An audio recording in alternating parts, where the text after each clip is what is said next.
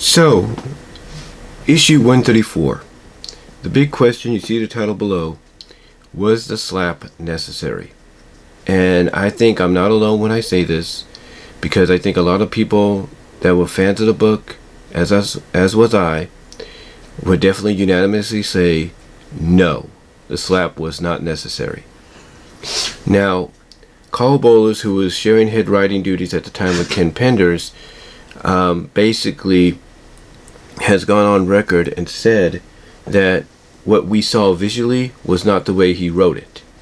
But Jonathan Gray has gone on record and saying that what we saw visually was how it was written from his point of view, from what he was told was the way it was supposed to go down. So whether you believe one side or the other, or you don't believe either side, again, the question is, was it necessary? And unanimously, a lot of people will say no. They would say, no, it wasn't necessary. Even though Karl Bollars himself has said that he wasn't a fan of the Sonic-Sally relationship, and that this was his way of kind of showing it, breaking them up, that, the slap, was not the way of going with it. The slap was not, the way of showing that disdain. And like I said, he has gone on record in saying that basically that what we saw visually was not how he described it. But then again, like I said, you have Gray saying otherwise. But again, it's unanimously, pretty much agreed upon that, the slap was not necessary. It wasn't necessary. And there's a lot of folks that have reviewed this issue, that have, gone over this issue, and have all said that basically, they could have gone a different route with this, with this breakup. And I think one of the routes that they could have gone on is courtesy of Sonic Comic World. Sonic Comic World used to do some reviews on the comic here on YouTube and elsewhere. And, he said basically that they could have done it a lot better. For example, he even said that what they could have done is had Sally and Sonic meet privately, have Sally kind of, tell Sonic what was going to happen, and propose the idea of him staying with her until her parents got back, and maybe, have Sonic, think about it, come back to her after the party, and then basically explain the reason why he can accept, but do it in a way to where she would understand, hey, maybe you shouldn't be standing on the sidelines either, and you should also be, on the field, leading the group. So, yeah, Sonic Comic World, the way he described how he sees it could have gone or should have gone, I do agree is a lot better idea. It's a lot better idea than what we saw, what we got. But the way people look at 134, honestly, whether they liked Sally and Sonic's relationship, whether they liked Sally as a character, everybody across the board basically has agreed that 134, its main story, is an abomination.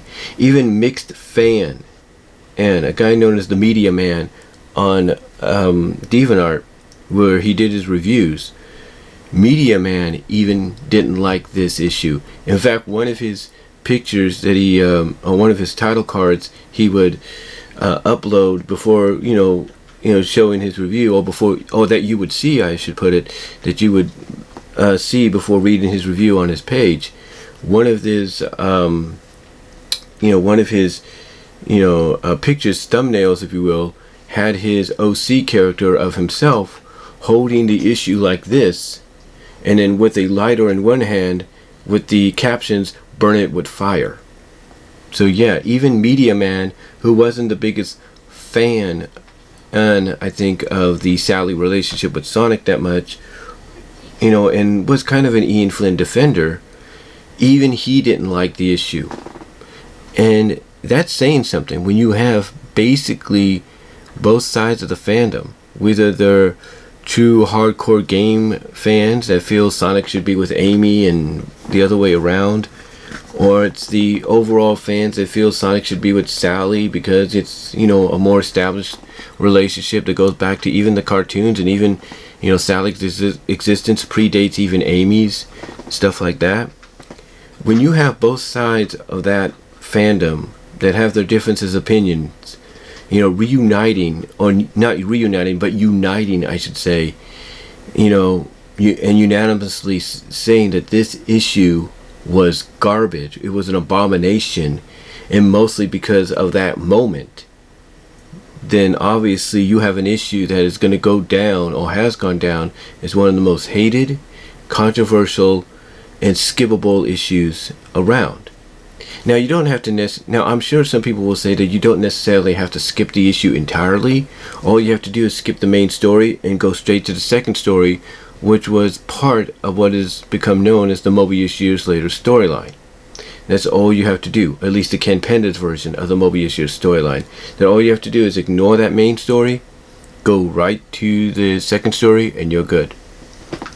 But yeah, was the slap necessary? No.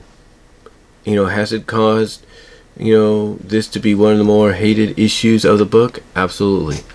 And when you really think about it, just the honest truth, I think this here was one of the decisions that led to Karl Bollars no longer being the head writer, or at least sharing head writing duties. I think this was one of the decisions. When Ken Penders finally had enough time to come on board, full time again to write, for the main portion of the book.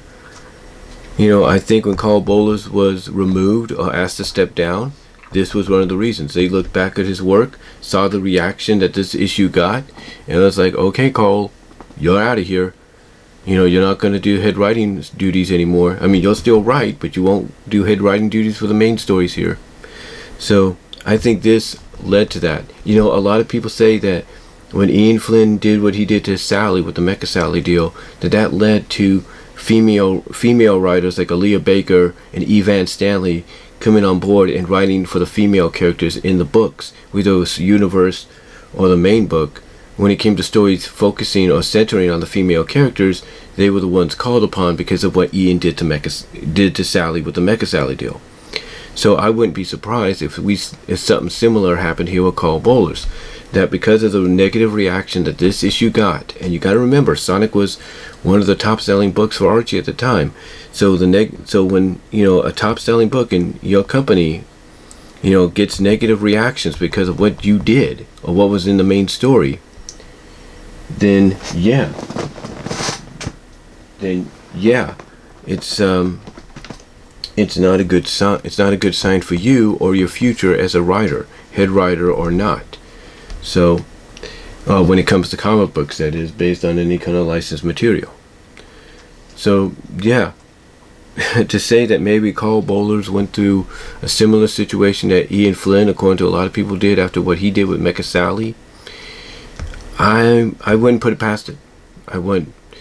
But yeah, in the end, was the slap necessary? No, it was not necessary. The breakup, if they wanted to break them up, I do agree with the likes of Sonic Comic World and others that it could have been done in a more meaningful way and not taken to this upteenth extreme unnecessary level. But what do you guys think? Let me know what your thoughts are down below in the comment section, as well as in the live chat during the premiere. Like the video, and I will talk to y'all later. And I do apologize if I rambled or stuttered a little bit. It's early, I haven't had no coffee yet, so my apologies. But again, let me know what your thoughts are down below in the comments, as well as during the live chat during the premiere. Like the video, and I'm out.